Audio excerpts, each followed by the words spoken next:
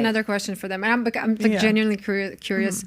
Let's say if you end up very unhappy, or maybe you're just like, something can just switch, you know, maybe you can just like, oh, I don't like him anymore. Would you stay married to him for the rest of your life? You're not sexually attracted.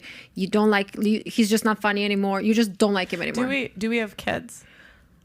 Yeah. If we have kids, it's not about me anymore. So you would rather see your children grow up in a home where parents are sleeping in separate bedrooms, they don't talk, they don't hold hands, they don't kiss. I would rather see my kids grow up in a home where they're at every statistical advantage rather than statistical disadvantage. Because if the father is out of the home, that you put that kid at risk. Why?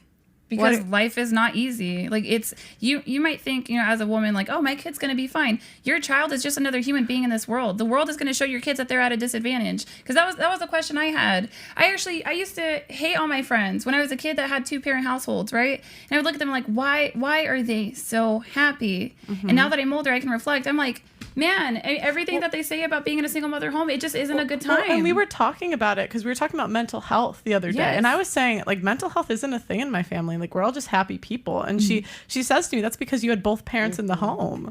I don't agree with that, because there's a lot of people who have mental health Well, issues. the science doesn't care about your feelings. It's true. It's like, you are at a disadvantage. It's very negative outcomes. I mean, we can continue to facilitate this and then cry about the dating market, but like women are kind of constructing these problems. Like, we're raising these children in broken homes because we're choosing to reproduce with men who aren't our first choice.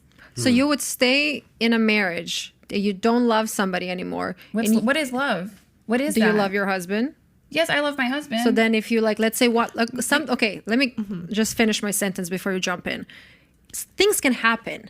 You can separate with someone. You can be with him for 20 years. And then you're like, I don't want to be here anymore.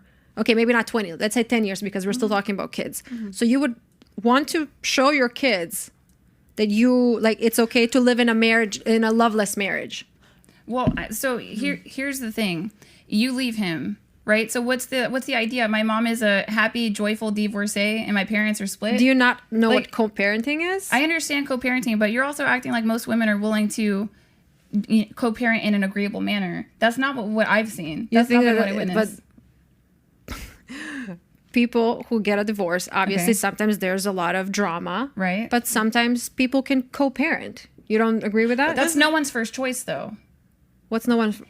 Co-parenting is not anyone's first choice. It's something that you're forced to do because you made poor decisions, either with choosing the man or choosing to end it. And most of the time, women are the ones leaving, and they're saying they're unhappy. And sometimes I don't believe, like, the reasons that they're saying that they're unhappy. They think they can go out there and they can do better, and they can't. And who pays for it? The kids. The kids. And that's the thing. Like, I think if you leave just based on happiness, you're selfish, because you're putting your own because you're putting your own happiness above the kids' happiness. That's selfish. But your kids are not happy if their mom is not happy. I'm sorry. If Ellie, you were in a single mother home. Would you have preferred both parents in the home, or did you prefer having your mom happy?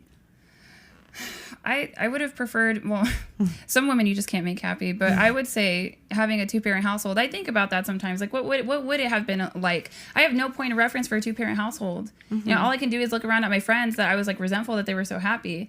I mean, you can think what you want, and women are going to keep doing it. They're going to keep leaving men because they don't feel happy, and they're going to take half of his stuff. Like, it's different if you leave amicably and you don't try to rob him, which it is robbery. You can call it child support, you call it alimony. It can still be unethical. If you mate with an involved father, there's no reason to take him to court. So it's like, you know, leave if you're not happy and take half his stuff. That's not a message I can get behind. Like, figure it out. Go to couples counseling. You're an autonomous, intelligent woman. You need to go out and you need to do the work. Quick question.